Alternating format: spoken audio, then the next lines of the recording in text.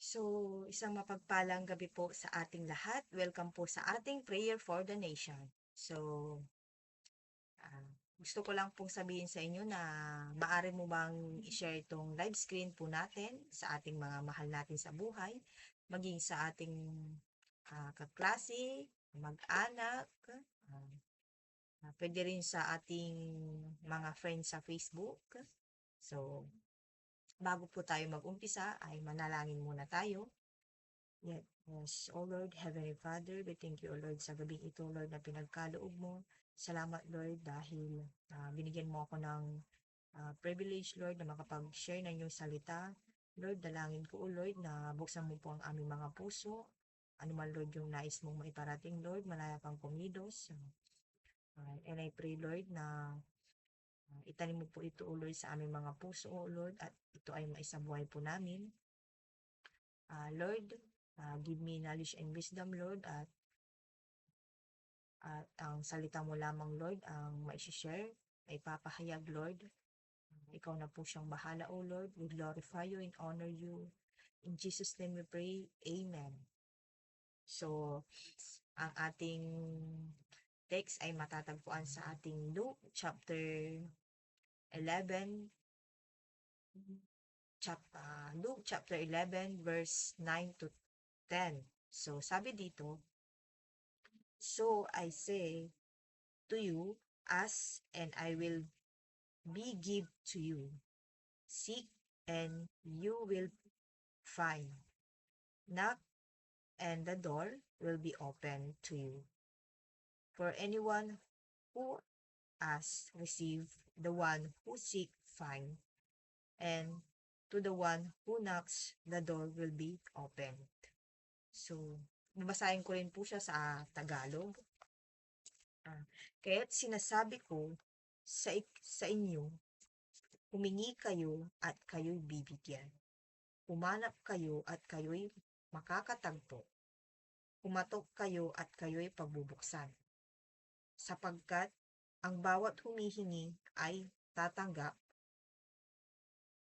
ang bawat humahanap ay makakatagpo, at ang bawat kumakatok ay pagbubuksan. So, grabe lang tong verse na to, na sobrang direct ni Jesus. Hindi siya nagpaka-save sa atin. So, sabi dito, first is the ask, seek, and knock. Ibig sabihin, hindi passive ang prayer life. May effort, may persistent, at may promise. So, sure na may sagot yung ating panalangin. So, hindi man agad-agad pero may assurance na si Lord ay nakikinig sa atin. So, minsan akala natin wala na yung prayer natin, wala lang. Pero hindi natin alam na nakikinig si Lord sa atin. So, kung may pinagdadaanan tayo ngayon na problema sa ating pamilya, financial, or sa ating spiritual life, huwag kang mahiya kay Lord. Hindi siya suplado sa atin. So, gusto niya na lumapit tayo, magtanong, maghanap, at kumatok sa Kanya.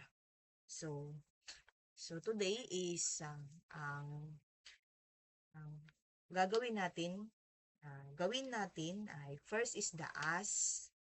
Sabihin mo kay Lord kung anong kailangan mo. Walang filter.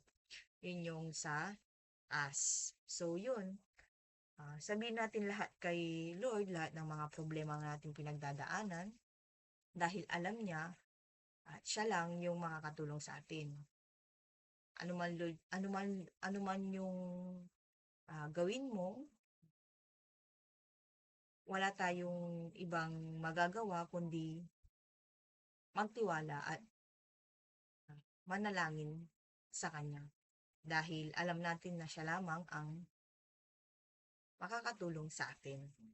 So, yun, lagi nating sabihin sa kanya lahat ng ating mga problema.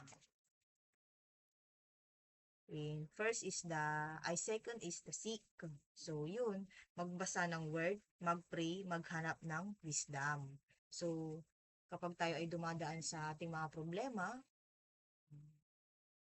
huwag nating idaan sa kung ano-anong makamundong bagay, bagkus ay, yun, magbasa na lang tayo ng salita niya, bukod sa marami tayong natututunan at mas mas makikilala pa natin si Lord at doon natin um, doon natin makikita yung tunay na kasagutan. So, third is na be persistent kahit parang walang sagot, tuloy lang. So, yun, kahit nakakala natin walang sagot, pero hindi natin alam, kumikilos na pala si Lord sa ating buhay. So, akala natin yung wala na, okay na, sarang tulatan dahil yun, bahala na si ano. Pero hindi natin alam na may ginagawa si Lord sa buhay natin. So, kung hindi ka ignore, hindi ka invisible, si Lord mismo nagsabi na, yun, seek, knock. So, go, kausapin mo ang Diyos, hindi siya busy para sa atin. So, yun lamang po, lagi nating tatandaan na mag-ask, seek, and knock tayo palagi sa Panginoon dahil walang ibang makakatulong sa atin kundi ang ating Diyos lamang. So, yun lamang po. Glory to God.